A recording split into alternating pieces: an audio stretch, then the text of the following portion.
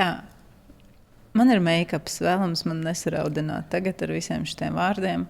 Šie 3 gadi ir par to, ka kopējai kolektīvai zemapziņai būtu jāpaceļās daudz augstākās vibrācijās. 30 gados sieviete man vēl saka, jā, bet ko mamma teiks? Kā ir tev? Kā tu sadzīvo visu laiku ar tām transformācijām, izmaiņām? Tas ir ļoti nežēlīgi. Man sāp, es raudu. Man ir pārdzīvojumi, man ir milzīgas bedres, man ir depresijas. Es man lietas stāstīt vairāk, un ir lietas, kuras es par sevi bieži noklusēju. Vai tu to esi pieņēmusi? Vai to vispār var pieņemt? Pēdējie man 2 gadi ir bijuši vissāpīgākie gadi manā dzīvē, kādi man ir bijuši. Vai tu vari nedaudz padalīties? Un tas posms, viņš sakrita ar ļoti daudz ko. Man daudz kas neizdevās. Mēs runājam par neizdošanos. Es aizbraucu uz pāris retrītiem. Tas ir tas, ko es nestāstu pārsvarā nevienam Instagram. Kas ir tavs informācijas burbulis, kurā tu dzīvo? Tu neticēsi. Novērotāja pozīcija arī ir vēl viens apčakars. Ok, es noklausīšos pēc tam sarunu. Tad padomāšu par to. Sveiki! Mans vārds ir Ilze Bērziņa. Un šis ir žurnāla Kā būt laimīgai video podcasts par to, kā dzīvot labāk un būt laimīgām. Podcasts sagatavots sadarbībā ar Brand Studio, telpu, kurā aug tavs zīmols. Un šis podcasts ir domāts tam, lai iedziļinātos pašizaugsmes jautājumos dziļāk. Un tieši to mēs šodien darīsim. Un mūsu šīs dienas viešņa ir Nika Todavčiča, pašizaugsmes trenere. Ja tevi tā var saukt, var. Un Nikai ir viena no lielākajām auditorijām pašizaugsmes jomā Latvijā.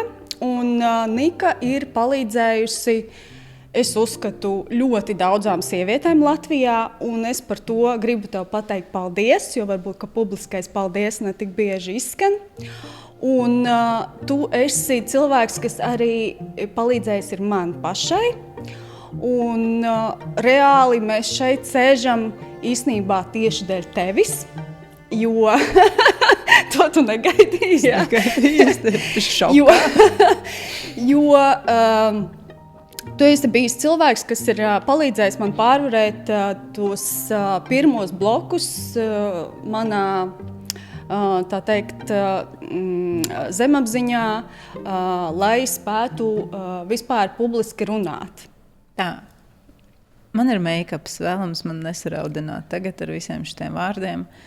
Pirmkārt, paldies, ka tu man tā pieteici, tā kā droši vien to nav izdarījis neviens cilvēks. Es pat nebiju aizdomājusies, ka varbūt tiešām man ir manā nišā lielākā auditorija. Kas viennozīmīgi ir labi, kāpēc tas runā par to, kā mēs kā sievietes par šo interesējamies, ka mēs meklējam atbildes un ka mēs īstenībā caur šo rūpējamies par sevi. Un ja viņas paliks vairāk, kas pēdējā laikā ir ļoti grūti tajā Instagram vidē, bet ja viņas paliks vairāk, tad tas arī būs tāds rādītājs, ka sievietes aizvien vairāk ieklausās sevī. Tā kā arī tu savu brīdi meklēji atbildes, tā varētu teikt, vai drosmi, vai kaut kādu savu iekšējo spēku. Es visu dzīvi meklēju. Visu dzīvi meklēju. Tas ir vienkārši mans dzīvesveids. Dzīves misija, dzīves misija atrast iekšējo spēku. Bet tev viņš ir periodiski kaut kur katrā dzīves posmā īstenībā mums viņš pazūd. Ja mēs varam viņu atrast, un tajā vienā dzīves posmā tev var likties, šis ir īstais mans draivs un mana jauda, un paiet kaut kāds laiks, un priekš nākamā tavu mērķu tu saproti, ka vēl nepietiek, vai ne? Un tu atkal it kā meklē viņu no jauna, lai izdarītu kaut ko lielāku. Un tad kādam laikam ir gana, un tad atkal tu viņu meklē no jauna. Tāpēc vai var pateikt, ka tu to var atrast vienreiz un uz visu dzīvi? Protams, ka nē. Es teiktu arī, ka nē. Tu ieminējies pa misiju. Vai tev pašai ir tāda noformulēta misija priekš savas dzīves? Kāda ir tavas dzīves misija, vai varbūt misija tieši konkrēti šim dzīves posmam? Es nekad laikam priekš sevis to tā neformulēju. Es vienkārši daru lietas, un tad es redzu, ka viņas kādam kalpo vai izdara kaut ko labu, bet, ja tu man tā prasīji, tad mans galvenais vienmēr nolūks ir radīt cilvēkiem vairāk laba nekā slikta. Un atstāties sevis vienmēr labāku vidu nekā tad, kad es tur biju. Pirmo reizi es aizgāju, varbūt iepazinos ar cilvēku vai nokļuvu kaut kādā vidē. Es vienmēr cenšos, lai tad, kad es no tās vietas aizēju, es esmu kaut ko atstājusi labāku. Primitīvi tas būtu sakārtot vidi, sakārtot cilvēku, iedot pozitīvas emocijas, iedot viņam kaut kādu virzienu, jebko. Un tas varbūt ir tāds mans vēstījums, jā, kad jebno kuras vietas, kur es esmu bijusi, vai cilvēks, vai fiziska vieta, vai emocionāla vieta, vai saskarsme, vienalga kas, es cenšos atstāt to labāku nekā pirms es tur ierados. Skaisti. Jā. Jā, kā jau es minēju, tev ir liela sieviešu auditorija Latvijā. Vai tu vari tā paraksturot, kādi bija tie jautājumi, kas bija sievietēm nākot pie tevis agrāk, un kādi ir tie tagad? Vai ir kaut kas mainījies, vai tas ir tā kā visu laiku viens un tas pats? Nav viens un tas pats, jo tad, kad es sāku šo virzienu, tad cilvēki vairāk nāca ar tādām pavisam vienkāršām lietām. Man ir bailes, bailes tur izpausties, bailes kaut ko sāk darīt, varbūt sliktas attiecības, un viss tādā ļoti, es negribu teikt, ka tas līmenis ir zems, ne tādā ziņā, bet tas līmenis ir vienkārši, jo mums, bāzes līmenis, kas mums visiem sāp. Mums visiem sāp šīs lietas īstenībā. Vienalga, lai cik tu būtu turīgs, laimīgs, vēl kaut kāds, mums visiem sāp viens un tas pats. Mums sāp attiecības, ja mums viņas nav izdevušās, vai tur kaut kas sakustās. Mums sāp pašrealizācija, nauda, vai tas, ka tev nenotiek tā, kā tu gribētu tajā. Un tās ir bāzes lietas, kuras atkārtosies vienmēr. Bet sarežģītība pašā problēmā mainās.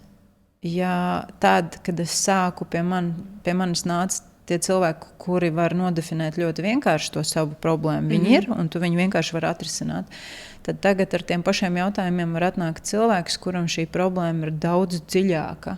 Un varbūt tas ir saistīts ar to, ka tie cilvēki vairāk uzticas man, dēļ tā, ka ir pagājuši gadi, varbūt redzējuši jau rezultātu, gan klientos, gan manī, un tas raisa to sajūtu, ka es varu aiziet tieši tur, tad, kad ir ļoti grūti. Jo vairs nav tādu lietu, vismaz tie cilvēki, es domāju, ka viņi mazliet baidās no manis, jo vienmēr visi saka, man ir bail iet pie Nikas, jo viņi neglauda pa spalvai. Tev nākas ieskatīties tieši tur, kur tu nevēlies skatīties. Man tieši tas patika. Vai ne? Jā, jo tu taču neies tur pati, un tad tev vajag kādu, kurš tev vienkārši aizved tur, kur tu negribi skatīties. Tā kā burtiski. Un tie, kas ir gatavi, un te es iedalīju tās divas daļas, ir vieni, kuri grib kaut ko mainīt, un viņi grib visu dzīvi. Gribu, bet no gribas nepāriet uz darīšanu. Viņi vienkārši translē, ka viņi grib, bet viņiem nav gatavība kaut ko mainīt. Viņi ir tikai griba stāvoklī. Un ir otra daļa, kuriem ir gatavība. Un tā daļa ir mazākums. Tā daļa ir tā, kas tagad atnāk līdz manīm. Tad, piemēram, ja mēs runātu par individuālām sesijām, tā ir tā daļa, kura reāli ne tikai grib, bet ir gatavi kaut ko mainīt. Viņiem vienkārši ir vajadzīgs kāds, kas tajā ceļā viņiem palīdz, iedod instrumentus, iedod pareizos vārdus. Un tas maina pašu to virzienu, kādā mēs strādājam. Tu saki dziļāk, vai tu vari kaut kādu piemēru pateikt, kā tas ir dziļāk? Teiksim, tā paša attiecība problēma. Kā ir tā virspusējā? Jā, virspusē ir tad, kad teiksim, cilvēks atnāk un zini, man ir nokaitinājis mans vīrs. Ja mēs runājam par to, ka 95% tomēr sievietes nāk pie manis, tad es runāšu ar piemēru. Mums arī ir sieviešu auditorija. Ka tomēr, tās ir sievietes, kuras nāk ar problēmu attiecībā pret vīrieti. Un viņa saka, zini, man ir tā noriebies, tā kā viņš vispār nedara neko, ko es gribu. Un arī miskasti nenes. Tā ir mūsu viena no lielākajām problēmām. Tas man šķiet ļoti virspusēji. Un tad man ir tāds vienmēr, ja jūsu lielākā problēma ir tā, ka jūs nevarat sadalīt mājas darbus vai kurš iznesīs miskasti, tad es jūs apsveicu. Jums nav vajadzīga terapija. Tas ir tāds, jo cilvēki mīl uztaisīt problēmas tur, kur viņas nav. Vienkārši, lai dramatizētu situāciju. Viss. Paskatījos seriālā notiek tā, man tā nenotiek, tā tad ir slikti, ir problēma. Paskatījos Instagramā, tur dāvina lielas dāvanas, ja mīl, man tādas nedāvina, tā tad nemīl. No sērijas. Tas ir ļoti virspusēji.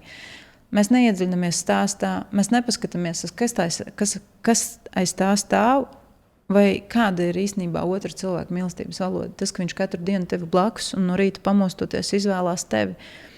Kāpēc tev ar to nepietiek? Ja? Kāpēc tu neredzi to, ka otrs cilvēks vēl joprojām ir katru rītu blakus, kā apliecinājumu tam, ka viņš izvēlas tevi? Jo mēs jebkurā brīdī varam aiziet. Tāda izvēle pastāv. Iespēja arī.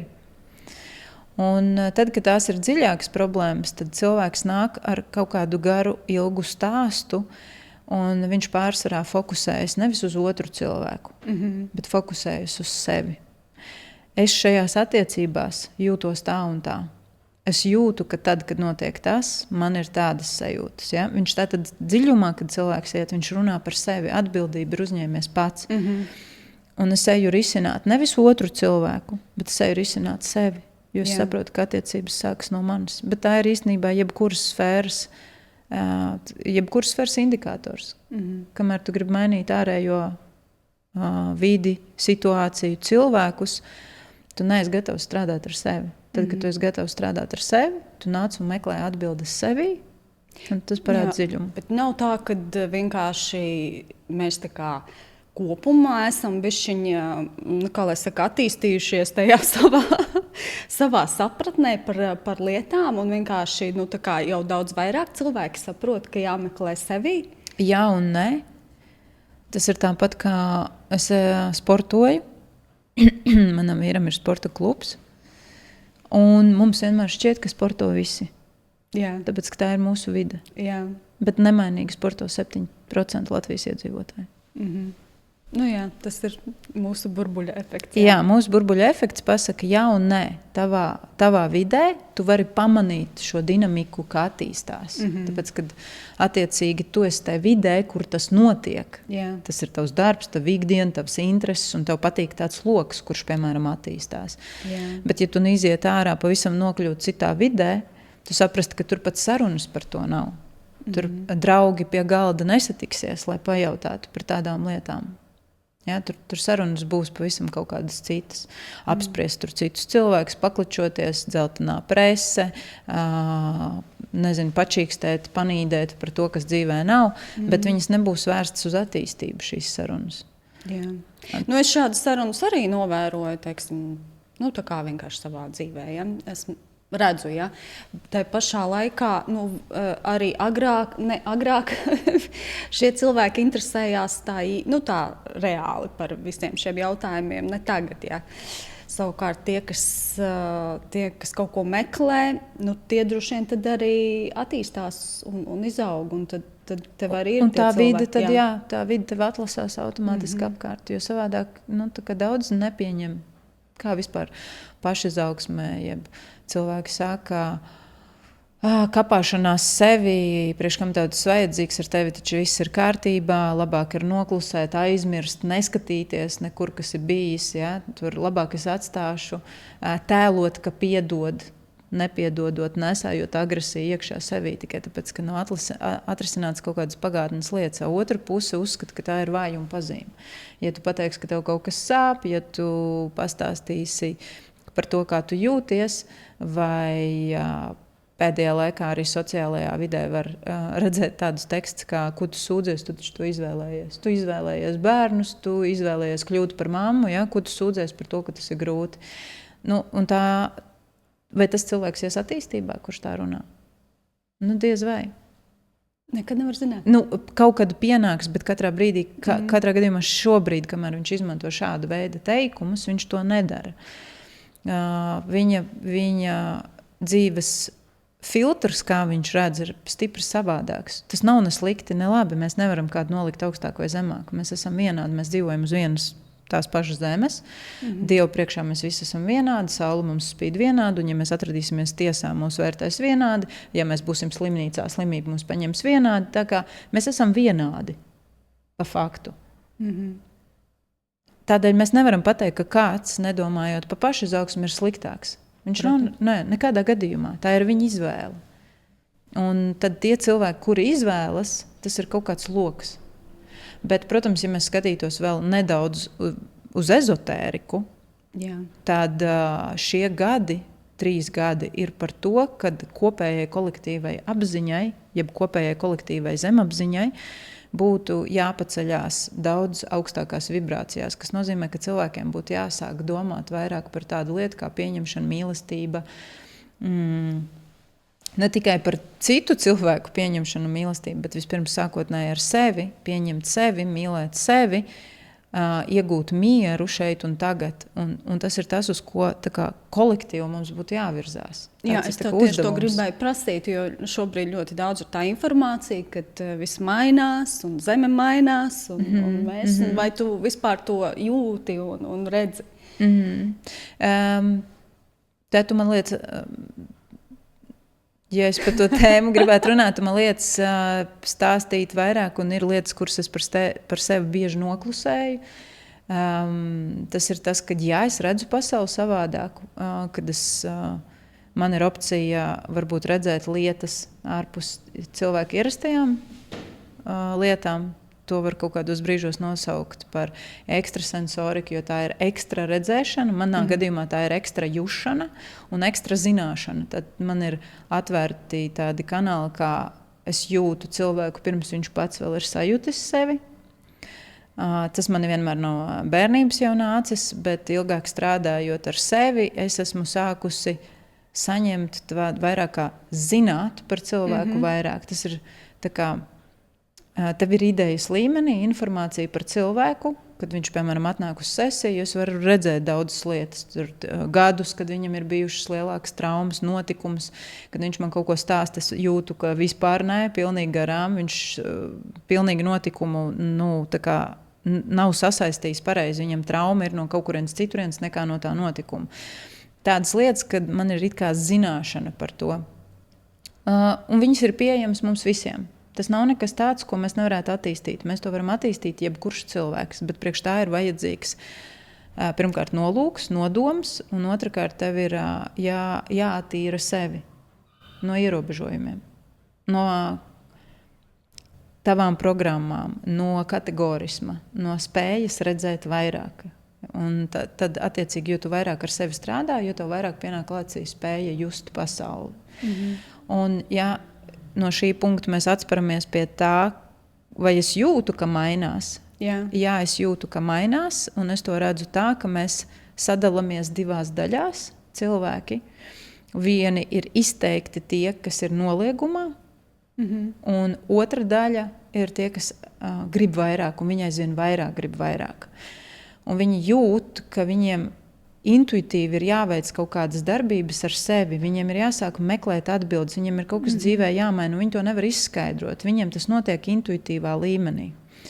Kāds teiks, ka jā, varbūt tas ir briedums, vai ne, ka mēs ar kaut kādu briedumu sākam domāt normālāk. Jā un nē, tāpēc, ka ir arī tendence tāda, ka man ir meitenes gan skolā bijušas, gan klients, kam ir 22, 23, 24. Es nevaru teikt, ka tikai 40 pār gados mēs sākam par to domāt. Nē. Jā. Starp citu, runājot par šo te, es saskaroties tādiem jaunākiem cilvēkiem, redzu, ka viņiem ir bišķiņ kaut kāds tāds vispār cita tā uztvere, viņi nav tik smagi ieverta. Tādā smagumā viņiem kaut kā tas viss vieglāk, man liekas, notiek. Tad... Viņi jau ir priekš tā laika, tās ēras, kurai mums ir jāgatavojas, tāpēc, ka mums ir ļoti smaga pieredze. It sevišķi mēs esam bijuši ļoti lielā attīstības posmā starp televizors nav un televizors ar skaņu melnbalts, un tagad pēkšņi plakani, internets nav, bija kaut kāda kaste, un tagad mēs nododam ziņas, un tas viss, mēs reāli esam to piedzīvojuši. Ja? Un mums ir pieredze no tā, ka nekā nav, uz to, ka tagad ir viss. Viņi jau ir piedzimuši, kad ir viss. Un viņiem nav šie faili par to, ka nekā nav. Kā tas vispār ir? Es pat neteiktu, ka tas ir par televizoru vai kaut ko tamlīdzīgu. Nē, bet skaties, tajā ir domāšana. Jā, tas gan, jā. Priekš mums šī ir pārpilnība. Jo mēs esam redzējuši, kā ir bez. Priekš viņiem tā nav pārpilnība, tā ir norma. Par ko jūs runājat? Viņiem tāds tā kā, piemēram, audzinot bērnus, bieži, jā, bet mums tā nebija vai vēl kaut ko. Par ko jūs runājat? Mēs piedzimām, mums šis viss ir. Tā ir norma priekš mums. Un tā viņi domā par visu. Viņos ir daudz lielāks vieglums. Viņi ir piedzimuši vidē, kur ir, tu vari būt jebkas, tu vari apgūt jebkādu profesiju. Tu viņus vari 5 apgūt. Mēs tajā laikā, kur tev teica, jau 5. klasē prasīja, kas tu būsi, tev jau tagad ir jādomā, jo tas noteiks tavu nākotni, kas tu būsi. Tagad šiem cilvēkiem ir tāds, tu vari būt jebkas, tu vari iemācīties jebko. Un mēs viņiem, mēs viņus motivējam daudz savādāk. Viņu norma ļoti spēcīgi atšķirās no tā, kas mums bija norma, kad mēs augām. Tādēļ, skatoties uz viņiem, viņi ir nākotnes ērā jau. Viņi ir tur, kur dzīve ir vienkāršāka, kur profesijas tu drīkst mainīt, kā vien tev ienāk prātā, un tu vari būt jebkas. Mums vēl ir aizspriedums. Mēs taču vēl prasīsim atļauju. Es drīkst tagad būt kaut kas cits. Kā tas izskatīsies, ja es mainīšu profesiju? Vai 30 gados sieviete man vēl saka, jā, bet ko mamma teiks? Ko? Ko mamma teiks? Tev ir 30 gadi, tu esi pieaugusi sieviete. Kā tas ir tieši saistīts ar tavu mammu, par ko tu strādā un tā tālāk. Un mēs esam vēl joprojām tajā vidē, kur mums tā kā mainīt kaut ko savā dzīvē ir tā kā mega grūti. Jā. Mēs tam visam esam piedevuši nereāli lielu nozīmi. It kā nozīme būt tam, kas tu esi pēc profesijas. Bet tā ir tikai viena no tavām šķautnēm. Viņiem vide ir tāda, kur tu vari, mīļais, tu vari būt jebkas. Es saku, tev taču no šodien jāizdomā. Tu pabeigsi skolu un izdomās. Un ja ne uzreiz, nekas. Izmācīsies to, gribēs, pārdomās, izmācīsies nākamo. Un mums kādreiz kā bija. Uz tā bija uzlikta visa banka. Ja, tādēļ... Man liekas, ka vispār bija... Es to sajūtu vispār kā tādu kaut kādu smagumu, pat ne tik daudz varbūt arī par to profesiju, bet vispār. Bet tas veido domāšanu. Viss kaut kāds tāds, kā saka. Tas veido domāšanu. Jā. Vide un audzināšana veido domāšanu. Kāda bija mūsu vide un kāda bija mūsu audzināšana, tad, kad mēs augām. Tā ir izveidojusi mūsu domāšanu. Tā mēs redzam pasauli. Viņi nav ierobežoti, bet mēs viņu redzam ierobežoti. Jā. Tāpēc, ka mūs ierobežoja. Bet viņa pa faktu sen jau vairs nav tāda. Jā, tas kopējais informatīvais lauks apkārt. Jā, viņš ir ļoti spēcīgs. Tu nevari to nekādīgi no sevis izņemt vienkārši tāpat. Tev pie tā ir jāpiedomā. Un viņu informatīvais lauks apkārt ir informācija visa, jebkāda ir pieejama sekundē. Kādēļ man jāiet skolā?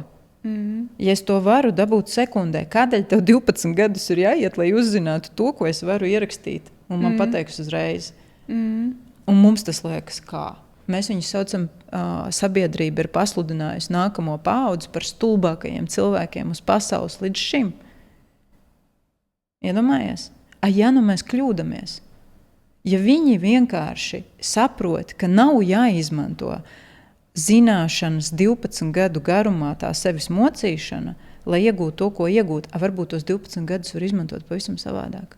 Ja tas viņos jau ir iekšā, un viņi pasauli tiešām redz savādāk, mēs vienkārši velkam viņus atpakaļ pagātnē, kur mēs esam auguši. Tā jau katra paudze dara. Katra, tieši tā. Tas ir. Un es uz to skatos tieši tā, ka mēs viņus burtiski velkam atpakaļ. Sakot, mums bija tā, tev ir jābūt tādam, tev ir jādara tā, tāpēc, ka tas bija svarīgi. Bet ja mēs padomātu, kādā laikmetā viņi ir piedzimuši, kāda ir viņu patiesās vajadzības un iespējas, varbūt mēs pavisam savādāk viņus audzinātu un uz viņiem skatītos nevis kā uz stulbāko nākamo paudzi, bet tieši pretēji. Ka viņi saprot, ka ir citas vērtības un viņi māk dzīvot momentā. Viņi māk dzīvot lielākā bezrūpībā nekā mēs. Pie tevīm šādi jauni cilvēki arī nāk? Nu, tā kā... Nē. Nē. 22 uz augšu, 24 uz augšu, jā, bet viņi arī ir mazi. Un, vai tu novēro, ka šie kaut vai daži, kas pie tevīm ir atnākuši, viņiem šis arī tas pašizaugsmes process iet kā vieglāk? Uzreiz. Viņiem šidā. Tu pasaki, viņam uzreiz ir skaidrs, viņš uzreiz pēc sesijas 2 viņam dzīve ir vienkārši cita. Jo cilvēks ir jaunāks, bet viņš arī ātrāk spēja adaptēties. Šī paudze, kas vēl tikai būs, viņi vispār spēja adaptēties ļoti ātri, jo viņiem ir tik daudz kā, viņi ir tik fleksibli pie visa. Viņiem nav ierobežojumu. Skatoties, viss ir iespējams. Paskaties internetā, viss ir iespējams. Nu, tā jau īstenībā arī ir. Jā, un viņiem tas nedod nekādu robežu, ka man kaut kas varētu nebūt. Tāpēc, ka visur viss ir iespējams. Mēs arī sesijās strādājot, visu laiku redzam ierobežojumus. Mums visu laiku ir bet. Bet tas taču ir tā. Bet tas taču ir tā. Un dažreiz tev sanāk vesela sesija runāt ar cilvēku par to, ka viņam ir 20 bet. Vienkārši uz to, ka ir jāmaina profesija. Jā. Viņš grib, bet nevar, jo ir 20 bet. Labi, par profesijas maiņu parunāsim. Tu esi cilvēks, kurā pati ir nomainījusi nodarbošanos vismaz 3 reizes. 2. Jā, tu biji jurists ar diplomu, jā, tad tu... Maģistratūrā. Vēl pie tam. Nevis vienkārši jurists, bet maģistratūrā. 5 gadus nomācījos. Jā, tad tu pēc tam biji trenere, arī to tu mācījies. 7 gadi. Un pēc tam tu pārgāji uz šo te pašizaugsmes trenera. Vēl pa vidam esmu bijusi mārketingā, pārtikas veikala vadītāja. Esmu dažādās vietās piepelnījusies, kad dzīvē ir bijis dažādi. Es tā kā manas rokas darba nebaidās, teiksim tā.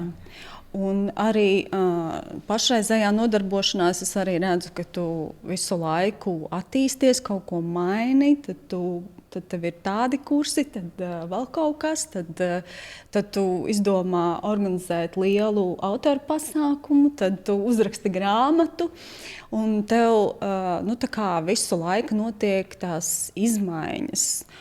Un no malas, protams, šķiet tas ļoti drosmīgi, kā tas izskatās no malas. Ir arī? Jā, noteikti.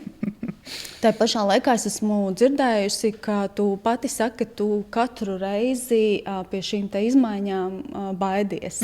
Ļoti. Jā, vai tu vari nedaudz pastāstīt par to savu iekšējo procesu, kas tevī notiek un kas tās ir pa bailēm? No kā tu tieši baidies, kad nesanāks, vai no ko neizdošanās. citi pateiks? Jā, vai... no neizdošanās. Bailes, ka neizdosies, un cilvēks vai cilvēki neredzēs tajā tik lielu vērtību, kā es to esmu redzējusi. Jo es nekad neko nedaru darīšanas pēc. Es nekad neko nedarīšu tikai naudas pēc. Ja tajā nav vērtība, jēga, vai es tajā neredzu vēstījumu, tā kā tu nevari atstāt iespēju uz mani vienkārši pasakot, ka tev ir miljons. Tas man nekādīgi. Bet ja tu pateiksi, ka tu to miljonu nopelnīsi, izdarot to, un apakšā būs vērtīgs vēstījums, tas atstās iespēju. Tādēļ es uzskatu, ka jebkura darbība, kur es daru, man viņai ir jānes ne tikai priekš savas pašizaugsmes vērtība, bet arī sabiedrībai. Un tad, kad tu izlem to darīt, tu tajā ieliec to vēstījumu. Jā. Un lielākās bailes ir par to, ka cilvēki to nesapratīs. Un tādā brīdī viņi pateiks, bet tas ir sūds. Tu tajā redz vērtību. Un tas ir tas, kas tev katru reizi biedē tajā procesā. Tāpēc, ka es tajā ielieku daļu sevis. Tas nav vienkārši process.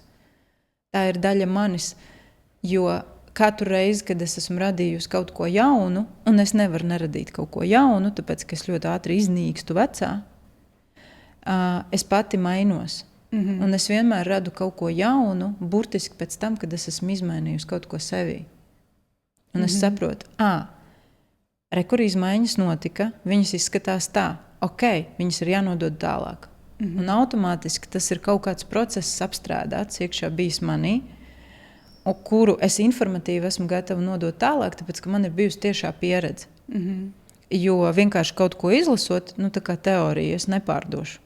Bet es pārdošu savu tiešo pieredzi. Tas nozīmē, ka jā, es visu izdzīvoju vispirms uz sevi, un tad, kad tas ir noticis, un man ir iekšējā sajūta un izstrādājusies jau burtiski kaut kāda sistēma vai schēma, tas notika tādas un tādas darbības, vai tas ir tā, un es ieraugu pēkšņi 3 dimensijās to notikumu, tad es viņu varu iedot. Es viņu varu iepakot vai nu pasākumā, vai nu es viņu varu iepakot kursā, vai nu es viņu varu iepakot skolā, kur arī bija viens no projektiem, kā nodot tālāk visu to, ko es zinu, lai tas vienkārši neglabājas manī. Un katru reizi ir bailes, ka cilvēks nenovērtēs to vērtību, kura tur ir ielikta. Jo es zinu, kā tas ir izmainījis mani. Un tāpēc ir šis ticamības moments, ka cilvēks ar to var palikt labāks. Ja, bet ir ļoti daudz faktori, kas cilvēkam dažreiz neļauj veikt pašam šīs izmaiņas. Un es dažreiz pārdzīvoju par to, ka cilvēks nesaņēmās uz tām izmaiņām.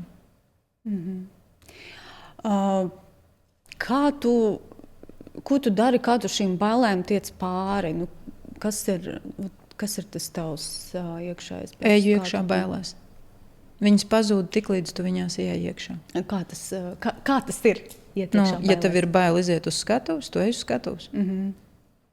Viss tieši precīzi ej iekšā un izdari savas bailes. Citu variantu nav. Ja skaties, es tev varu parādīt piemēru. Es tev pateikšu, kāpēc es jautāju, jo ļoti daudziem ir baili, kaut ko uzsākt, tāpēc es jautāju vienkārši, lai varētu saprast, kā nav tu cita, izdarīt. nav atpakaļ. Ir atpakaļceļš un ir ceļš uz priekšu. Priekšā tev stāv bailes. Viss, tu vai nu ej caur tām durvīm, vai nu ej atpakaļ. Es negribu iet atpakaļ. Tas ir kā vienkārši parasts piemērs. Es biju aizbraukusi uz karjerām, kurās varēja lekt no apmēram 2. stāva augstuma ūdenī. Man nereāli baila ir vispār no augstuma, un es stāvu priekš manis vienkārši kosmos, bet es esmu uzlīdus augšā. Un tur lejā tu tik viegli nevar tikt. Tur bija virve, tā bija nogrimusi ēka, Igaunijā tur karjeras tādas. Nogrimusi tāda ēka, tur virve, tur mēs uzlienam augšā. Un tu saproti, ka man ir baila, es stāvu trīcu, bet gribējās to izdarīt. Tātad man ir 2 virzieni. Vai nu iet pretī bailēm, nolekt iekšā ūdenī, vai nu lejā atpakaļceļš. Kurš no šiem man attīstīs vairāk? Kur es būšu uzvarējusi? Kur es iegūšu pieredzi? Kurā ceļā? Tev tā kā vairāk motivē tas, ka tu negribi atpakaļ iet. Jā, viennozīmīgi. Es nevarēšu. Tas tev ļauj iziet cauri. Es nepiedošu sev, ja es nebūšu pamēģinājusi. Un es nepiedošu sev pagriezienu atpakaļ. Un kā ar tiem cilvēkiem, kas tomēr izvēlās atpakaļ ceļu? Ko tu viņiem ieteiktu? Apzināties šo izvēli. Tieši šādi arī noformulēt. Ka tu spēr burtiski soli atpakaļ savā dzīvē, jo nekas uz vietas nestāv. Nav iespējamība tev palikt uz vietas. Viss visu laiku attīstās, tātad stāvot uz vietas, tu īstenībā ej lejā, tu degradējies. Nav opcija, ka ja tu neattīstīsies un paliksi šī līmenī, neko nedarot, ka tas tev kaut kādā veidā attīstīs. Tāda opcija nav. Jo kamēr iedomājies, piemēram,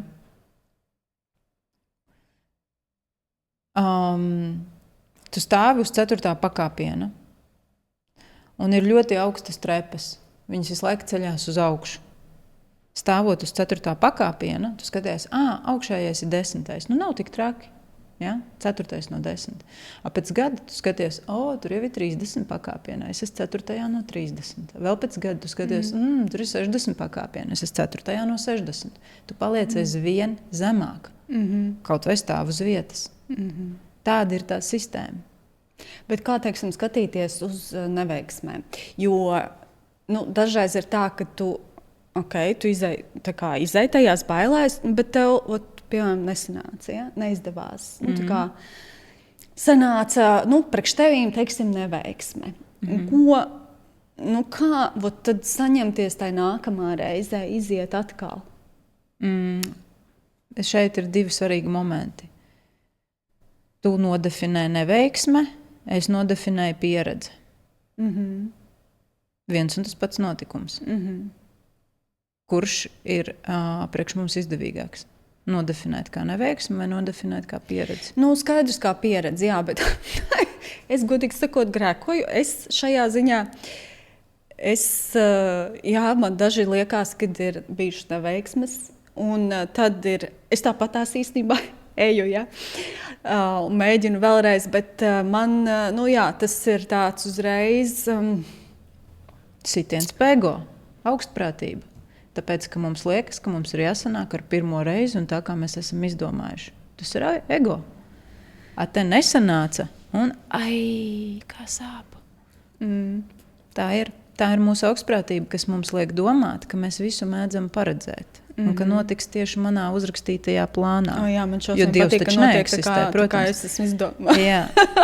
Visums vai Dievs, vai sauc kā viņi grib, nekas no tā neeksistē. Eksistē tikai tu un tavs plāns. Tas, kad ir miljoniem procesi bez tevis un tava plāna, kur ietekmē dažādas notikumus un izvēles. Nē, tas viss ir, jā, bet tik un tā. Bet tu tāpat stāv augstāk par to, jā? Redzi, te tava augstprātība arī slēpjas. Un tādā brīdī, jā, tā ir augstprātība, kad tu tos nosauc nevis par pieredzi, bet par neveiksmi. Un tad tu vēl izdari to svarīgo lēmumu, ka man taču neizdevās. Jā, pēc tam es tā kā bešos par to, jā. Jā, tu to drāmu izdari, lai justos svarīgāka. Man taču neizdevās. Jā? Tu nevis paskaties uz procesu un pasaki tā, īstenībā tur neizdevās tās, bet tu taču pievelc man. Jā. Pa faktu? Nesanāca lietas. Man visu laiku kaut kas nesanāk.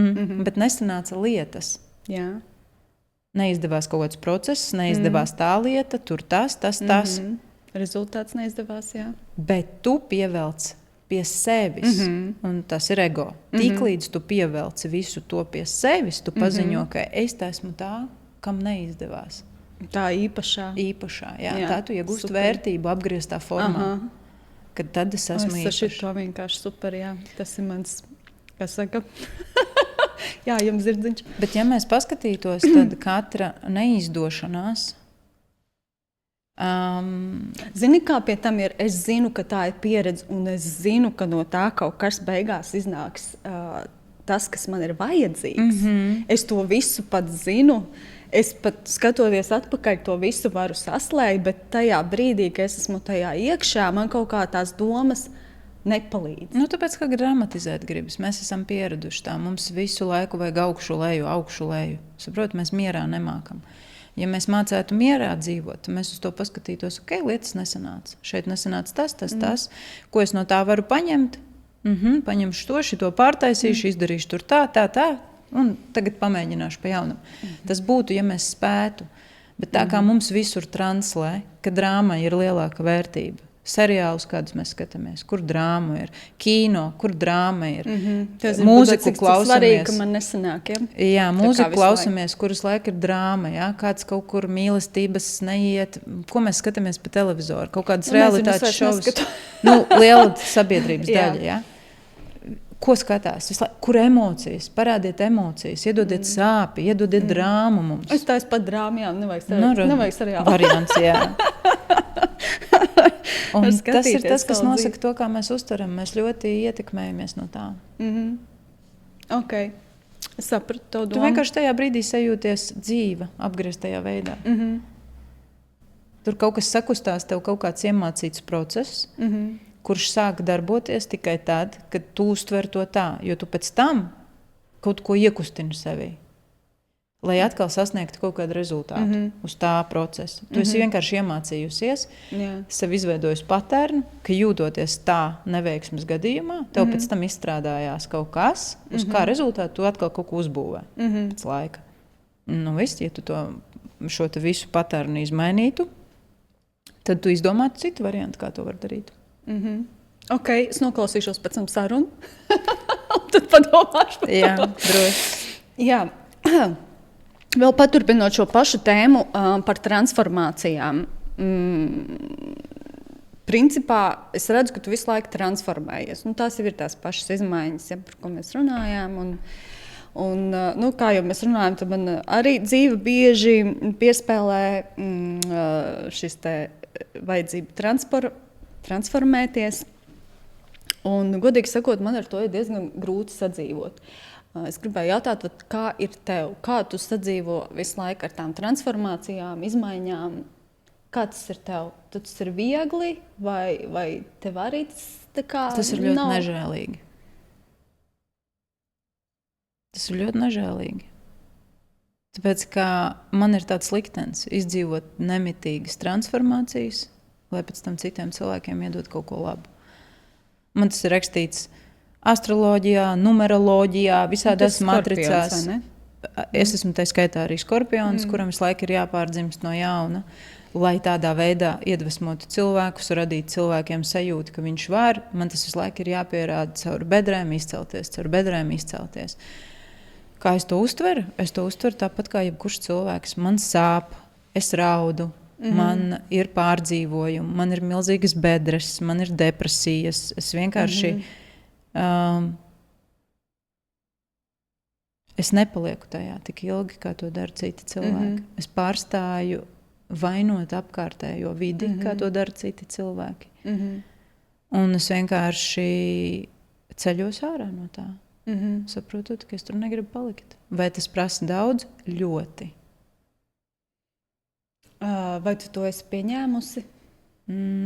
Vai to vispār var pieņemt? Es nezinu. Man ir grūti. Es nedomāju, ka es vienkārši palīdzu tas, ka tu saproti, ka tu esi cilvēks, kuram tā visu laiku būs.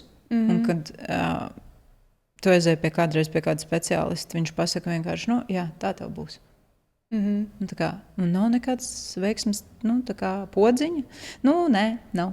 Es zinu, par ko tu runā, jā. Bet ir labie, ir tāpat tās labie momenti. Nav tā, ka taču ir tikai melnie. Protams. Un stāsts jau ir par to, uz ko mēs fokusējamies. Es vienmēr savu saku, saku paldies. Tas nozīmē, ka pie tā, ko es vēlos, es nevaru nokļūt pa tiešo, pa taisno, bet tikai ar šādiem līkumiem. Vai es izvēlētos savu mērķi vai nu nepiepildīt vispār, vai piepildīt ar šīm bedrēm? Piepildīt ar šīm bedrēm. Ja tev ir opcija. Nē, skaidrs, es taču tā pati daru vienkārši. Un katreiz liekas, bļāviens, vienkārši, kad būs tas brīdis? Nebūs viņš. Jā, es to zinu, jā, arī. Es ar to īsti nevaru samierināties. Tad nav jautājumu. Varbūt man iedos kaut kādu atslēdziņu. Atslēga ir vienkārši pieņemt, kad vienīgais moments, kurā nav sāpes, ir šeit un tagad. Katru brīdi atrasties konkrētā sekundē, te un tagad. Šeit un tagad nav problēma. Šeit un tagad šī sekundē nav viss tas, kas strādā galvā kā sasienošais elements par to, ka Dievs atkal ir slikti. Ja tu būtu zelta zivtiņa un tev būtu 5 sekundžu atmiņa, tu taču neteiktu, ak, Dievs atkal ir slikti. Tu teiktu, cik skaisti zivtiņas apkārt. Jā, mums lielākais ienaidnieks mums pašiem ir mūsu atmiņa, kas dramatizē nemitīgi situāciju. Jo, ja tev tas notiktu pirmo reizi, tu nejustos tā. Bet tā kā tu uzreiz pievelc. Es nezinu, man tur galva vienkārši kaut ko saģenerējusi kaut kādas ka jā, ir šitas un man vienmēr tā un tā notiek. Un tu taču uzburu veselu ciešanu ainu. Tā ir, mēs sacenšamies grūtumā, nemitīgi sacenšamies grūtumā. Kurš uzvarēs grūtākos apstākļos? Tāpēc, ka nemākam uzvarēt vieglumā. Mūsu sabiedrība nav mācīta uz to, ka tu vari lepoties ar to, ka tev kaut kas viegli notiek. Tu vari lepoties ar to, ka man taču bija tā. Tev vēl nekas, zini, kā man bija. Jā. Un tādas labas lietas, tā kā nestāstam nevienam. Un tā ir arī attiecībās. Cilvēki pat attiecībās sacenšās, kurš vairāk attiecībās iegulda, kurš vairāk ir izdarījis, kurš vairāk ir to un to. Ja, kurš uzvarēs, kurš ir tas lielākais cietējs. Tam it kā ir lielāka vērtība. Nu, jā. Tā mēs darām. Jā, tu ieminējies par astroloģiju, un es zinu, ka tu pati esi apgūsi numeroloģiju. Un vēl ir cilvēku dizains, vēl ir visādas sistēmas, pašapziņas. Ko tu par tām domā?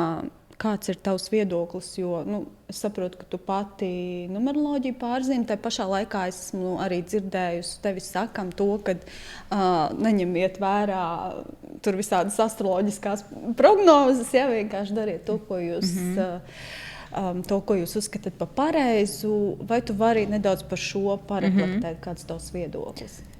Visām šīm prognozēm ir vieta būt. Viņas visas ir. Tie visi ir mēģinājumi izskaidrot mums mūsu sāpes. Es uz to skatos tā. Mēs vienkārši vienmēr meklējam atbildi savām sāpēm. Vienmēr. Un tad mēs vēršamies pie kāda no šīm sistēmām. Un mēs vienmēr vēršamies meklējot atkal kādu skaidrojumu savai sāpei. Kurš pateiks priekšā, kāpēc es jūtos tā, un kurš izskaidros un pateiks, kā man justies labāk. Viss pareizi. Tur mēs piekrītam.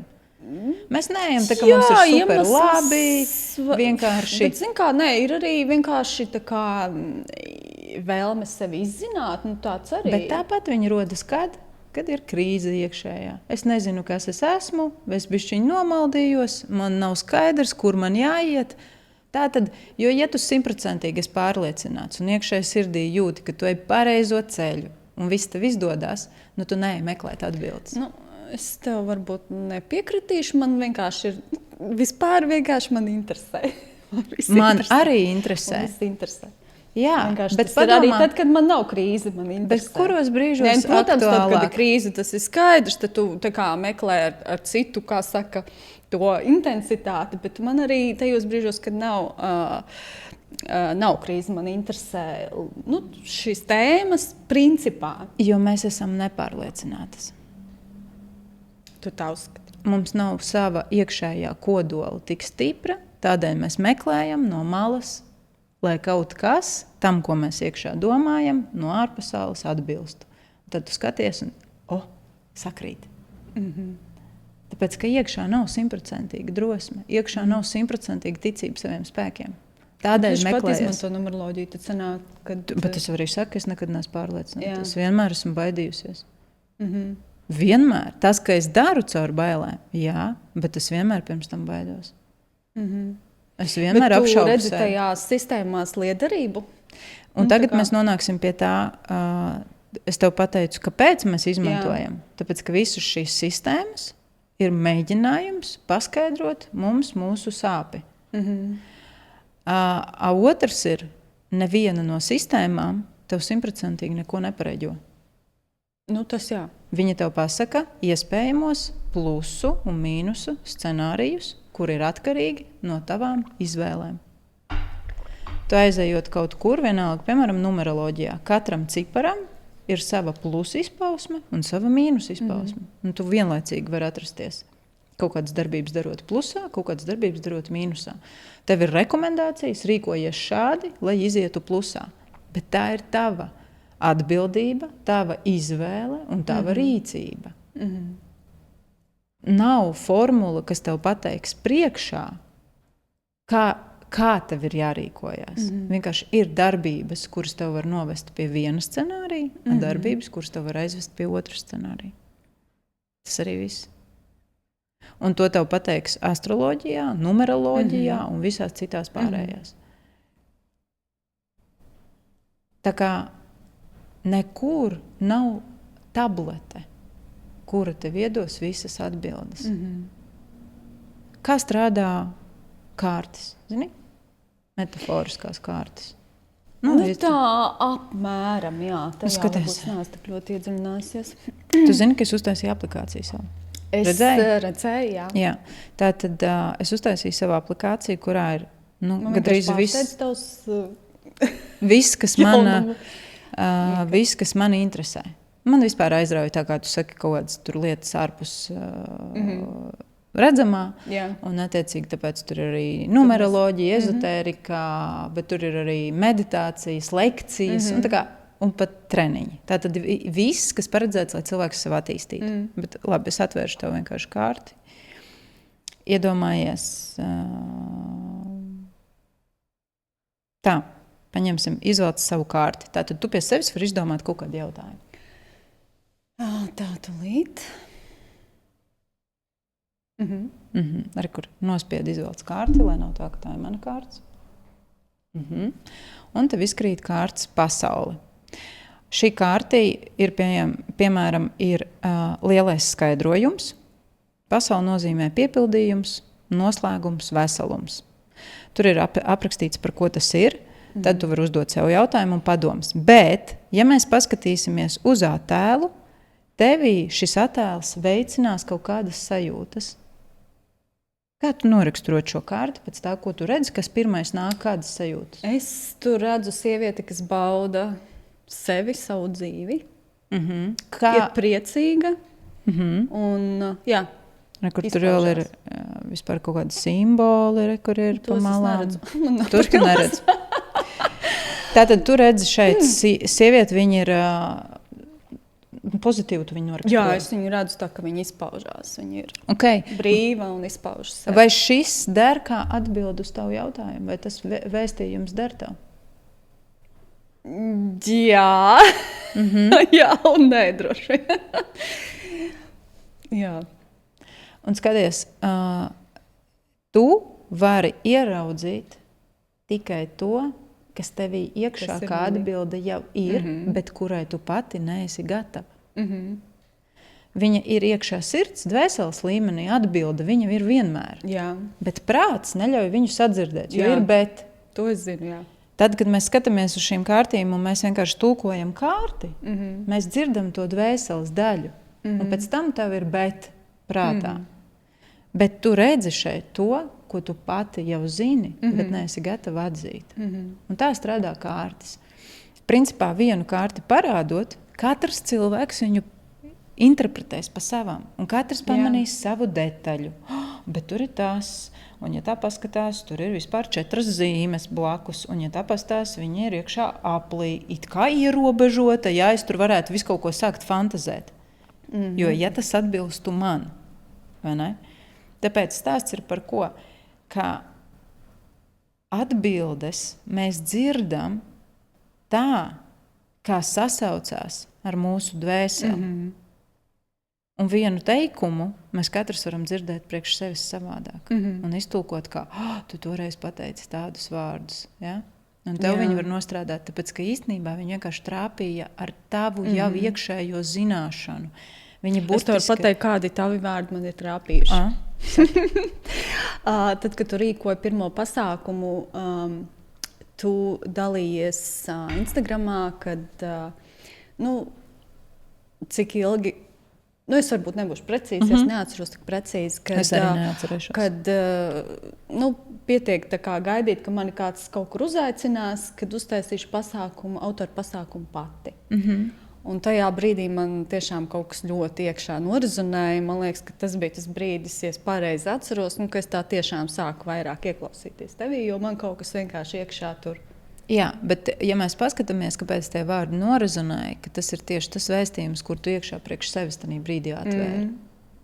Ja? Kāpēc man gaidīt visus tos uzaicinājumus dzīvē, ka es varu kaut ko saņemties darīt pati? Un tev jau nostrādāja ne jau tas, ka es to pateicu, bet tas, ka tu iekšā to sajūti, tev bija vibrācija, tev iekšā tie vārdi bija priekš tevis. Un tu viņus neesi gatava sevī, klusumā dzirdēt.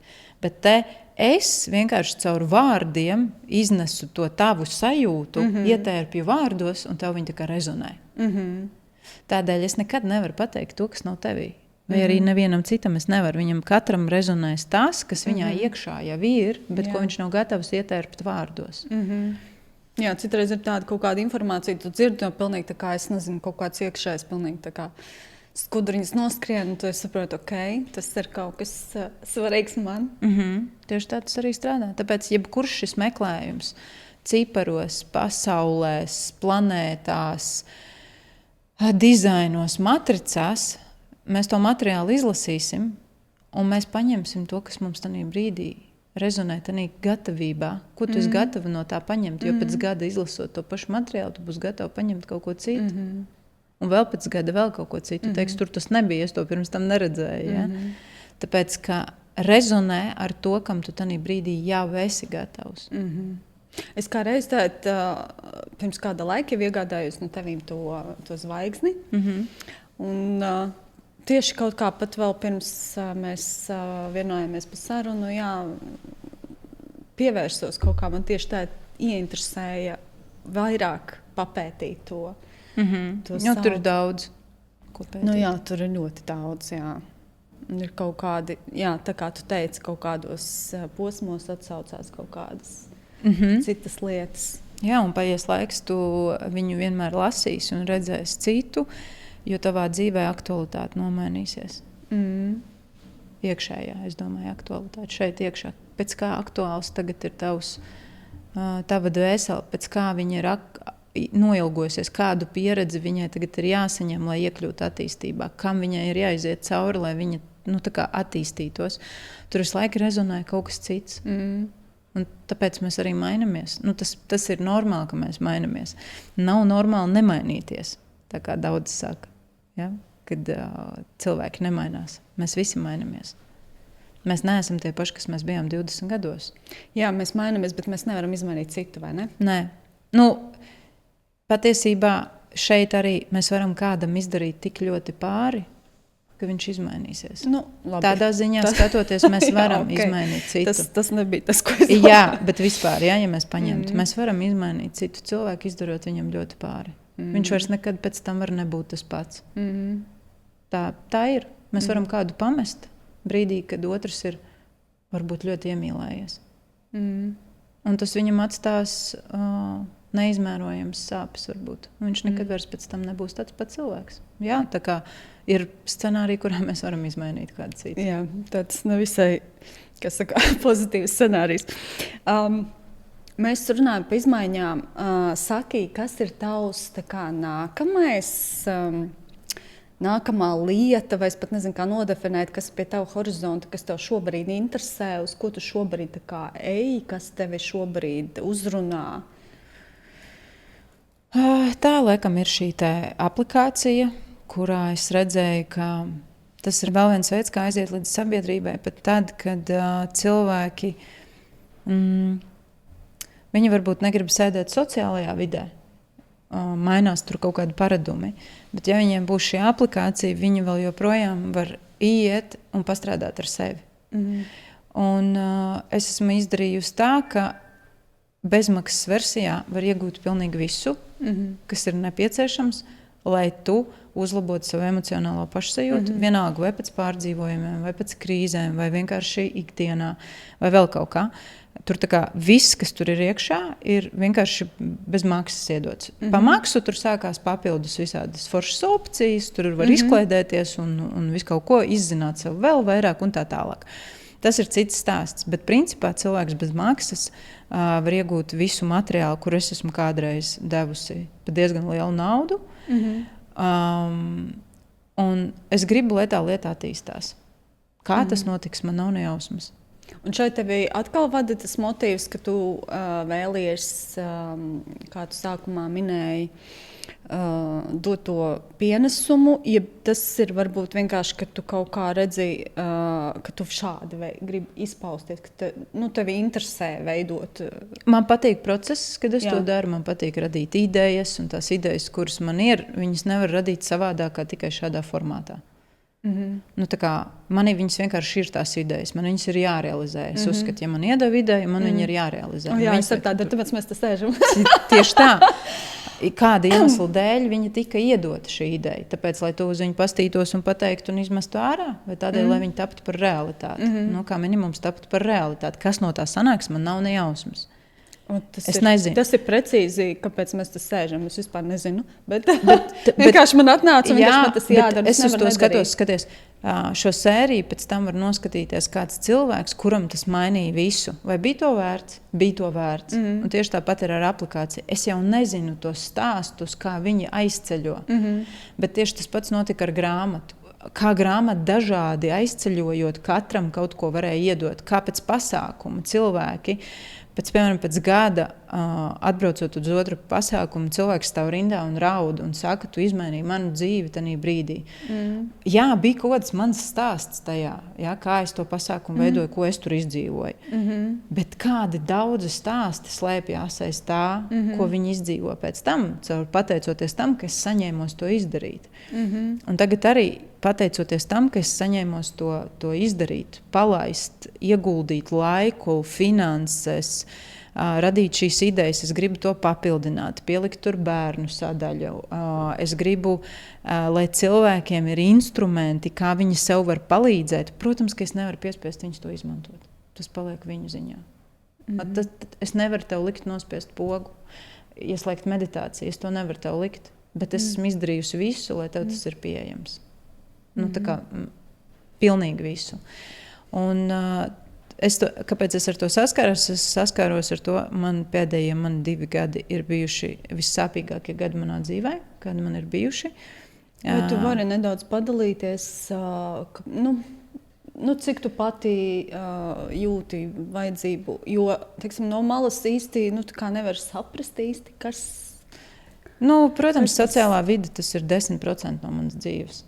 Liela daļa notiek aiz un tas, kas top, varbūt parasti ir kaut kādu lielu izdzīvotu posmu rezultāts. Tu saki, ir jauns kurs nomainās vai vēl kaut ko, bet aiz tā stāv ļoti liela kāda mana sāpe, kur ir izdzīvota. Un tā ir sanācis, ka pēdējos 2 gados šīs sāpes ir viena pēc otras man situšas ļoti sāpīgi, ar vien zemāk un zemāk, un es pat vēl nespējot atgūties, esmu saņēmusi nākamos triecienus. Un tam visam fonā Tija, kas ir, viņai ir 2 gadi, visi šie 2 gadi nebija gulēti, jo viņa bija bērns, kurš neguļ. Un es neatcerējos pa 2 gadiem, kad es vispār būtu, es nezinu, pie kaut kādas tādas emocionāli stabilitātes.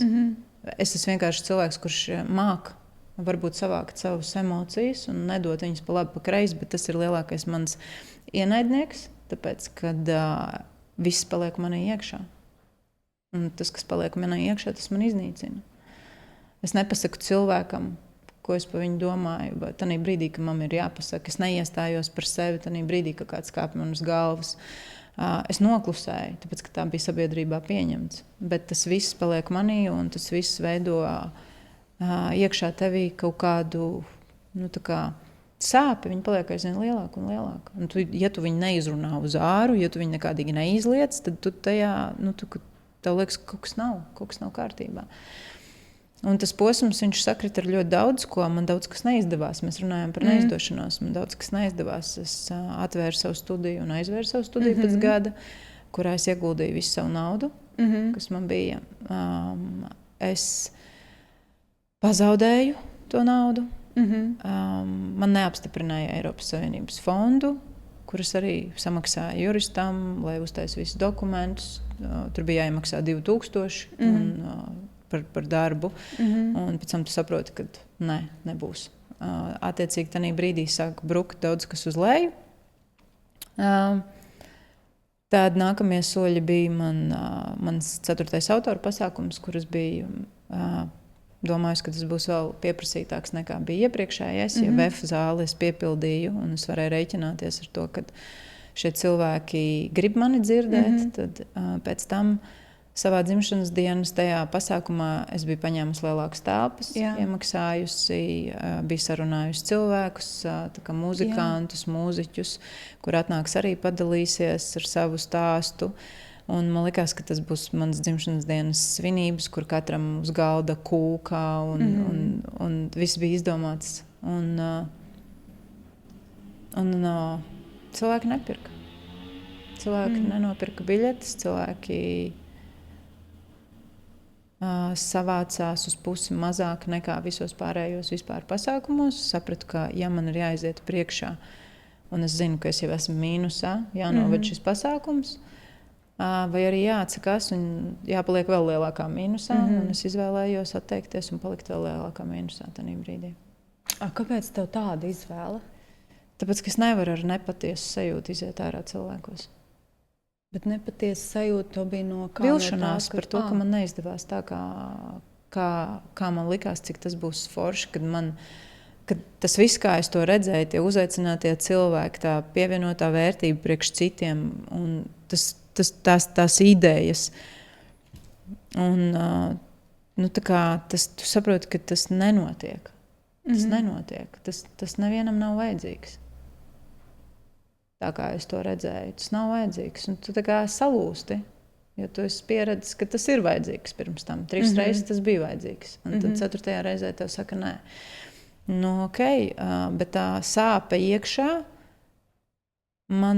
es sapratu, ka es esmu tā kā viss mīnusā. Es to vadot to pasākumu, palieku finansiāli, man ir jāapmaksā pašai tas pasākums. Ka es nevaru ar tādu sajūtu iziet ārā. Es nevaru novadīt foršu pasākumu. Es nevaru būt patiesa, godīga, priecīga, laimīga, ja es tāda neesmu. Es nemāku feikot. Interesanti. Vienkārši man ir bijusi tieši tāda pieredze ar pasākumu, kas ir mīnusā. Bet es viņu izvēlējos novadīt. Un priekš maniem tā bija tā kā uzvara. Es pieļauju, ka mēs katrs to varam interpretēt savādāk. Priekš tevis tā bija uzvara, man bija uzvara pateikt nē. Mana uzvara bija beidzot pateikt nē. Pārstāt pa visu varu pierādīt. Tāpēc, ka es esmu pieradusi pierādīt, izdari. Man nekad nav problēma izdarīt līdz galam. Man nekad nav problēma vispār kaut ko izdarīt. Man atkal vajadzēja pierādīt sev, ka es varu. Tieši tā. Man bija pirmā reize, kad es baidoties, bet pateicu nē. Tāpēc, ka tas no manis prasīja vairāk. Tas no manis prasīja atklātību, tas no manis prasīja daudz darbības, kas tālāk ļoti diskomfortablas seko ar tavu lēmumu.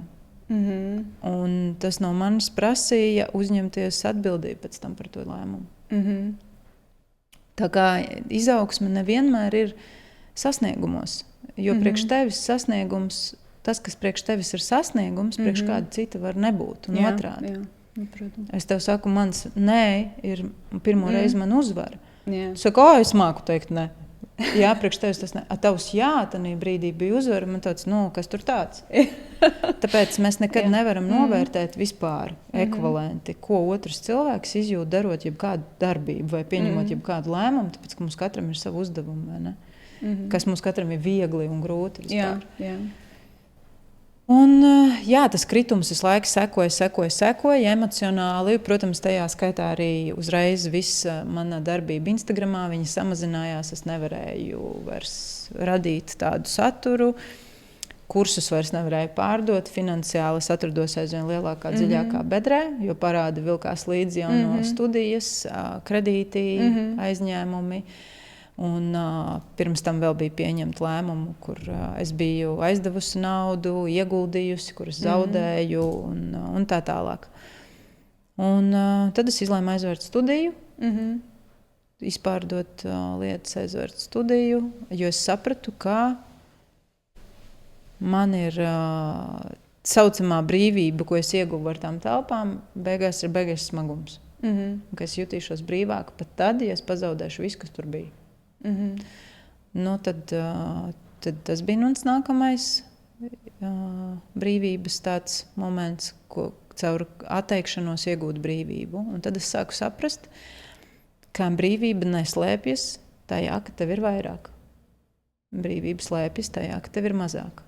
Mazāk pienākumu, mazāk atbildības, mazāk es varu, mazāk man vajag, ka tas viss ir mazāk. Kad brīvības sajūta slēpjas nevis kā man visu laiku likās katrā nākamajā sasniegumā, bet brīvības sajūta slēpjas tad, kad tu drīksti nesasniegt un būt vēl joprojām vērtība. Jo, ja mēs esam ielikuši vērtību tajā, ka man kaut kas ir jāizdara, lai es būtu vērtība, tad tu visu dzīvi mēģinās kaut ko visu laiku izdarīt, lai būtu vērtība. Un pa faktu tu vērtība sev neesi konkrētajā momentā. Tādēļ tad pavērās mana dzīves skola, iemācīties vērtību, esot nekam. Es aizbraucu, tas ir ārpus Latvijas, es aizbraucu uz pāris retrītiem, kur nodod zināšanas vairāk tādas kā vēdas sanskritā rakstītas no Indijas, kas nāk un vairāk par to, kā būt nekam un kad tu esi nekas, kā norit tava dzīve, tur bija prakses, tur vēl viss kaut kas, un es sāku pēc tam pēc tā dzīvot savā dzīvē. Tas ir tas, ko es nestāstu pārsvarā nevienam Instagramā, tāpēc, ka es uzskatu, ka tas posms vēl nav manā dzīvē beidzies, bet es tās mācības sāku nodot ne retrītā, kuru es uztaisīju pati Kuldīgā 2 reizes. Tur bija ļoti maz meitenes, tur maz mini-grupas, 5-6 meitenes, tāpēc, kad priekš tā, kas tur notiek, tur nevar daudz cilvēkus paņemt. Tas tāds intīms pasākums 3 dienu garumā bija, kuras vēl vairāk sapratu, kā tas strādā un redzēju uz cilvēkiem, kā tas strādā un tajā sistēmā, kuras sāku lēnām dziedināt sevi. Lēnām celties ārā no tā pārdzīvojuma laika, kad tu saskaries vienkārši ar to, ka wow, tās tavas foršās idejas, viņas nevienam nav vajadzīgas vairāk. Savā ziņā tas prasīja man atvadīties no savas augstprātības un ego, domājot, ka tagad es būšu kādam vēl vajadzīga. Kā, kur pirka, tad pirks, ja nāca, tad nāks, ka tu it kā pieņem to kā normu, ka tas tā būs. Bet tā nav norma. Tas mainās. Tu šodien esi un rīt neesi. Un tu nedrīkst būt atkarīgs no tās sajūtas, tāpēc, ka viņi tev var viegli atņemt. Viņi tikai ir izsitam ārā. Un tev ir jābūt stabilam pašam par sevi, bez viss tā. Un tad lēnām saskāros ar to, ka cilvēki nepērk kursus, cilvēki nenāk uz pasākumu, tad es jūtos, kā pēdējais sūds, pēc tā, ka tev ir bijis viss forši dzīvē. Jā. Un tajā atteikties un atrast sevi, tas ir baigais darbs. Tur reāli ikdienā klausies galvā savu dialogu, kurš ir pret tevi. Tu saki, nē, tagad tā vajag, man nav nekas jāņem klāt, man nav nekas tagad jāsasniedz, vienkārši esi, vienkārši dzīvo, vienkārši baudi momentu, mācies būt ar sevi. Tu tā kā citā līmenī mācies būt ar sevi. Un tad tu sāc redzēt pasaulē citas lietas, citas vērtības, un tad tu sāc skatīties uz visu savādāk. Un tad man kaut kāds tapat tas kurs, kurā es sāku šo translēt lēnām, bet saprotu, ka sabiedrība nav tam gatava. Jo sabiedrība vēl joprojām prasa jautājums, kā izmainīt vīru. Tas, kuram interesē šīs, viņu ir ļoti maz. Viņam kā minimums ir jāiziet tai bedrē cauri, kam es izgāju. Lai viņš saprastu, ka... Es redzu arī to burbuli, kuriem interesē šīs lietas. Bet viņi ir maz. Salīdzinoši, viņi ir maz. Viņi ir maz no sabiedrības, kas vispār saprot, viņiem tas ir sarežģīti, viņiem ir par ko tu runā. Es vēl joprojām gribu mainīt vīru. Viņš nav tāds, kā es gribu, viņš nedara to, ko es gribu, man nav labi. Un tad ir manas tās 2 daļas, kuru pasaule redz savādāk, kuras vispār skatos, un pasauli es viņu redzu, tur ir citi noteikumi, tur ir tik daudz, cik laba. Bet es jūtos, ka tam nav, man nav to, kam nodot. Jo tanī brīdī neviens nerezonē, tanī brīdī tev neviens to nepasaka, nepasaka neko par to, ir klusums. Tad, kad runā par... Laikam, bet tas esmu viens varbūt cilvēks, es kā reizīt gaidu to tavu nākamo, attīstības līmenis, nezinu, tā jā, bet viņš redz, viņš retrītā es viņu nodevu. Tagad es saņēmos, neskatoties uz to, uz savu nākamo pasākumu, kam ir jānotiek pēc nedēļas, un nav cilvēku. Tāpēc, ka viņi nesaprot to bet vēstījumu. Bet tu jau neesi par to sākus arī runāt? Nē, es visu laiku runāju. Es jau pirms mēneša paziņoju par to. Nē, es domāju vairāk par tām tēmām kā tādām. Laivā es par viņām runāju. Un es vienkārši redzu par to, ka tad, kad tu ieliec saturu par tādām tēmām, uz viņu nav rezonants. Viņš tu ar to saturu nevar piesaistīt auditoriju, ja neviens nereaģē, ja neviens nenospiež vai nenošēro vai vēl kaut kā. Un tad tu domā, kā tad darīt. Un tad, kad tu ieliec vienkārši par attiecībām, jā, tur visiem skaidrs, visiem patīk tas hypes, bērni, audzināšana, attiecības. Tas ir tas, kur tu vari dabūt kaut kādus komentārus, laikus, kur cilvēkiem interesē. Un tad es ilgi sēdēju un domāju. Te ir tās divas daļas, ka, ja es kalpoju cilvēkiem, tad man ir jārunā viņu valodā. Un jākalpo viņa interesēm. Un viņa intereses ir tādas. Tas cilvēks, kurš gribēs kaut ko vairāk, viņš atradīs ceļu pie manis. Tā ir vienmēr bijis. Jā, bet teiksim, tad, kad tu mainīji no fitnesa, ja tu tā ir sākt uz pašizaugsmes tēmu, tad droši vien arī tev bija tas brīdis, kad tu pārgāji uz citu tematiku. Tur bija tā, ka ilgs brīdis bija aiz kadra, kurā es šaubījos. Nevarēju saņemties šī izvēlē. Tas tā kā aiz kadra, neviens neredz to. Jā. Jo tu turpini darīt to, ko tu dari, bet aiz kadra tu pusgadu tur iekšā mala. Vai ne? Un tad ir viens brīdis, kad tu tā kā sabiedrībai pasaki, viss tagad būs tā. Priekš viņiem tāds tā kā pēkšņi. Jā. Tas nav pēkšņi. Priekš manis pusgadu iekšā tur ir šitā te. Pēkšņi ir paziņojums. Bet tās ir divas dažādas lietas. Pašizaugsmē tie ir vienkārši līmeņi vienā tā pašā sfērā, vienkārši līmeņi, kuros tu kāpi, kuros tu pasauli redzi savādāk. Bet tāpat kā piramīdai, jo tu pa līmeni ej augstāk, jo sašaurinās skaits cilvēku, kuru tur vēlas būt. Un ja mans uzdevums ir strādāt ar masu, tāpēc, ka es varu iznest masu. Es varu strādāt, man enerģija kapacitāte pietiek uzrunāt masu. Nevis tur vienu cilvēku, bet 100 cilvēkus. Tad mans uzdevums ir spēt ar viņiem runāt un mēģināt viņus tā kaut kā gudri celt uz augšu, pamazam. Nevis stāvēt un domāt, kāpēc man neviens nesaprot. Ja? Es varu apvainoties uz pasauli. Neviens man nesaprot. Bet otrs variants ir runāt cilvēkiem saprotamā valodā. Un tādēļ man bija jāmeklē kaut kāda veida risinājumi. Es gaidīju, ka tas viss kaut kā nosēdīsies. Sāku pievērsties vairāk sev, un tad man sāk nākt šīs te idejas, ka bet tu vari šādi, tu vari uztaisīt aplikāciju.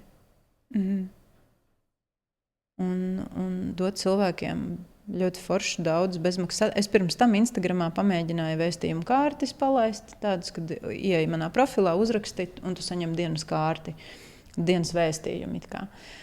Un cilvēkiem mega tas patika. Viņi nāk visu laiku spiež kārti katru dienu. Cilvēkiem patīk iegūt kaut kādas atbildes, kuras neuzliek pienākumu strādāt ar sevi.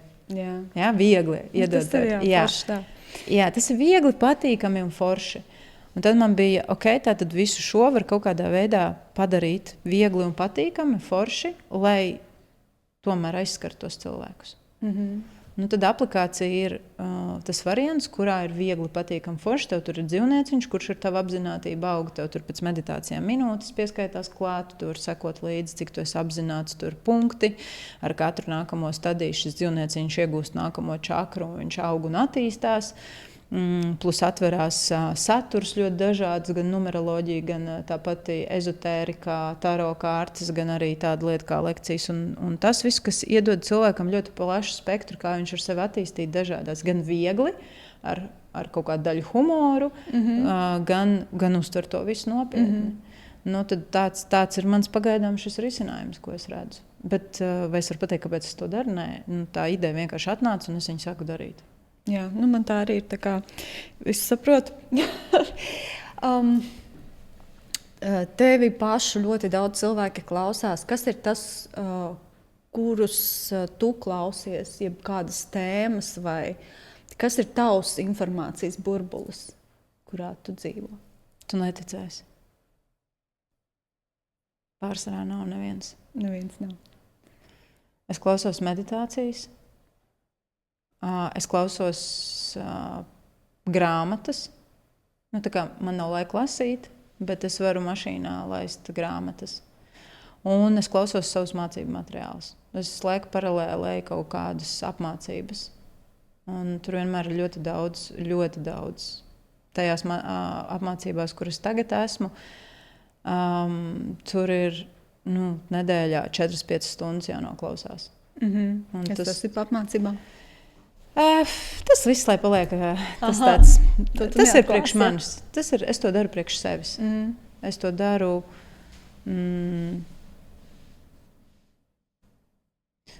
Es to daru vairāk, lai attīstītos pati un redzētu pasauli savādāk. Tas nav domāts priekš kāda cita vai kaut kādam pārdošanai, vēl kaut kam. Nē, man vienkārši ļoti interesanti ir cilvēki, kas paši daudz dod citiem, kas ir tas, ko viņi patērē. Man vienkārši tas ir man tas ir vienkārši saistīts ar ekstrasensoriku. Vienkārši mācīties ekstrasensoriku. Tāpēc tas nav tāds temats, kurus nesīšu ārā un stāstīšu, kā tur tas viss notiek un kas ir jādara. Bet tā ir lieta, kas man vienkārši aizrauja. Man viņa interesē, man patīk. Un tas ir tāds kā mans hobijs, ko es paralēli vienmēr daru. Es kaut kādā veidā praktizēju visādas tādas lietas.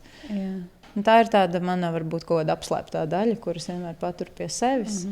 Ja man vienmēr liekas interesanti, kāpēc neviens nestāsta, ko viņi paši klausās, kas ir tas, kas viņus interesē. Man tas ļoti interesē. Pārsvarā cilvēki vienkārši es to redzu tā, ka man nekad nav bijis tā, ka kāds cilvēks, kuru es vienkārši klausītos, man tā nav bijis. Man ir vienmēr bijusi kāda skola, apmācības, kurās es klausos lekcijas. Un priekš manis autoritāte tajā brīdī ir skolotājs. Bet man nav tā, ka es esmu kādreiz sēdējusi uz kādu cilvēku saturu. Es nekad neesmu patērējusi saturu. Es vienmēr esmu radījusi saturu, bet ne patērējusi. Jo es uzskatu, ja es sāku patērēt saturu, tad es sāku arī kaut kādā ziņā kopēt kādu. Man vienmēr liekas, nesalīdzināt sevi, tāpēc Instagram neizmantot kā skatīties, kas Latvijā vēl notiek, tāpēc, ka tu sāc salīdzināt vai kaut kādā zemapziņas līmenī kaut ko atkārtot. Un tādēļ, lai es uzturētu kaut kādu savu tīro plūsmu, savu tīro ideju, es neieplūstu cita cilvēka enerģētikā. Sauksim to tā. Bet tajā pašā laikā ir bijis tā, ka man liekas, šī ir ritīgi unikāla ideja. Un beigās tu viņu uzstājies un saproti, reku vēl ir tāda. Tā kā pašam, tu dzīvo tajā savā burbulī. Un es redzēju, ka tur īstenībā aiz 5 žogiem tāda pati ābelauga. Tu varbūt viņu iestādi un domā, tāda man vienīgam ir. Idejas lido gaisā, jā. Vai ar tevi ir noticis kaut kāda tāda pieredze, ko tu varētu nosaukt par tādu neizskaidrojumu vai brīnumainu, vai kaut kas tāds tavā dzīvē ir bijis? Ar pozitīvu noskaņu tu domā tādu? Vairāk vai mazāk kaut ko tādu, kaut kas tāds, ko tu tā kā... Es pat nezinu, kaut kāda ekstraordināra pieredze vai kaut kas tāds, ko varētu nosaukt par brīnumu varbūt. Es domāju, ka ļoti daudzas lietas, kuras esmu dzīvē plānojusi pēc tam, kad viņas realizējās, tie paši pasākumi, ka man liekas, wow, man izdevās savākt 500 cilvēkus. Tagad es nevaru savākt 50, iedomājies. Tad tas bija brīnums. Tam visam bija blakus kaut kāda maģija. Mans tajā brīdī tā ideja īstajā laikā, īstajā vietā. Varbūt tu tanī brīdī pieņem, ka tās pats par sevi saprotams, un pēc tam tu saproti, ka nē, tas nebija pats par sevi saprotams, tas bija kaut kas wow. Cilvēki tādas auditorijas vāc ar reklāmām, sponsoriem un vēl vis kaut ko. Es to izdarīju viena pati, bez jebkādas maksas reklāmas un bez jebkādiem papildus iesaistītiem. Tur vienkārši pati atnāca pie manis. Tas ir diezgan apbrīnojami. Man neviens tanī brīdī nebija cits uz skatuves. Es nesavācu nevienu pateicoties kādam citam vai vēl kaut kā. Tie cilvēki tanī brīdī atnāca pie manis. Tad tas bija brīnums. Tā tu redzi brīnumiem. Jā, es redzu tās lietas, kuras tev liekas, jā, pašam tādas wow, forši. Nu, neskaitot dabas kaut kādus brīnumus, kur ir dažādas dabas parādības vai vēl kaut ko, ja mēs runājam vienkārši par tādu materiālo lietu. Par dzīvi. Jā. Labi, tad es tev noslēgumā pajautāšu, kas priekš tevis ir laime? Kā tu redzi, kas tas ir? Būt mierā. Būt mierā ir laime. Jā, laime ir vienlīdzības zīme ar miers. Un daudz to identificē kā garlaicību. Tāpēc viņi nekad nespēja tur nonākt. Cilvēkam liekas, ka laime ir kaut kāds ceļš, uz kuru tev jāiet. Bet tas nav sasniedzams kaut kāds galamērķis. Pats ceļš ir laime. Ir otrādi. Nevis ir ceļš uz laimi, Jā, bet ceļš ir laime. bet ceļš nevienmēr ir mierīgs. Tāpat laime. Tev viņš ir. Un tas ir tad, kad tu esi vienkārši šeit un tagad pateicībā par to, kas ir, iestājās miers. Tu beidz cīnīties ar dzīvi, tu beidz cīnīties ar notikumiem. Dažreiz tā ir padošanās, dažreiz tā ir ļaušanās. Un, ja tas viss notiek caur mieru, nevis caur deficītu, es par to runāju, kad nevis tu tur, bet caur tādu mieru, tā ir emocija gamma, kurā nav ne labais, ne sliktais, ne nav drāma, ne uz vienu, ne uz otru pusi. Ir tāds... Tā kā novērotāja pozīcija, tu teikt, ja negluži tas ir tas, ko tu domā? Novērotāja pozīcija arī ir vēl viens apčakars, starp citu, kas ļoti ievelk, bet šī novērotāja pozīcija spēj būt vienaldzīga. Bet es runāju par stāvokli, kurā tu jūti klāt esamību savai dzīvei. Jā, sapratu, jā. Un tā priekš manis ir lielākā laime, un es uzskatu, ka tā ir vispār visas cilvēces lielākā laime. Klāt esamību savai dzīvei. Katrā sekundē. Tā ir, tā kā, es novēlēju katram, lai katrs to piedzīvotu. Lielisks novēlējums noslēgumam. Liels paldies, ka tu piekriti piedalīties šajā podkāstā. Es tiešām ļoti priecājos, un es tev vēlos uzdāvināt žurnāla Kā būt laimīgai komplektu. Paldies tev. Paldies. Es arī esmu bijusi uz vāka. Jā, starp citu, tu esi tiešām bijusi uz vāka, un es tai komplektiņā ieliku arī to žurnālu. Jā? Jā, Super. Tu esi uz vāka. Varbūt, es domāju, ka lielākā daļa tevi pazīst un zina, kur atrast, bet varbūt mazums kāds skatās, kas nezina, kur tevi atrast vai kā. Jā, varbūt tu vari vienkārši pateikt, vai varbūt kaut kādus...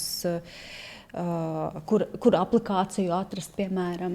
Man šķiet, ka viss vienmēr sākas no Instagram. Tā ir vide, kurā es esmu vienmēr sastopama, lai kā es justos, lai cik slikti. Bet Instagrams ir tā vieta, kur savā ziņā tā ir kaut kāda daļa, kurā es jūtos droši.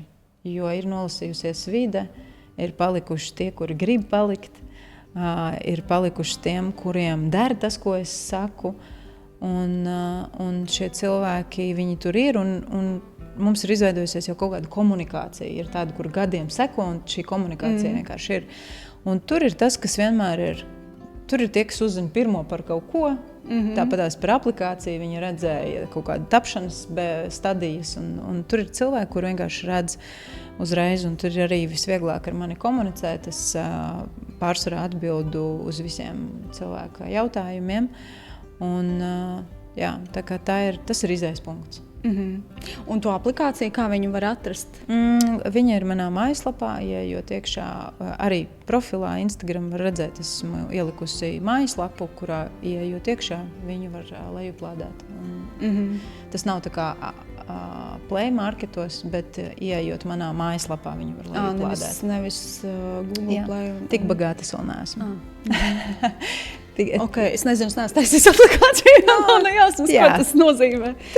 Pāris tūkstoši atšķirība tikai. Aha, okay. Viss grozās ap pāris tūkstošiem, bet jā, šobrīd šajā versijā es tomēr izvēlējos šādu variantu. Tas ir bišķiņ ekonomiskāks, nelikt tajos visos, jo es nezināju, kā tas aizies un kāda būs atsaucība. Šobrīd ir reģistrējušies 500 apmēram cilvēki, bet es redzu, ka ne visi ir aktīvi. Aktīvi var būt puse no viņiem, bet aplikācijas uzdevums ir tiešām būt aktīvam. Katru dienu iet atzīmēt savas sajūtas. Tur ir sajūtu žurnāls, atzīmēt, piemēram, iet lekciju vai meditāciju noklausīties, 21 dienas terapiju. Un tur tu vari tiešām sākt strādāt ar sevi. Liels paldies. Tā kā aicinu tev tur, ja? Jā. Jā, man vēl tas ir jāizdara. Jādabū tev aplikācija. Tiešām milzīgs paldies tev, ka tu piekriti. Es ļoti pateicīga. Protams, es ceru, ka šī saruna daudziem kaut ko iedos. Jā, kaut kāds notiks, kaut kāds, kā saka, aha moments. Mēs gaidīsim atsauksmes. Jā.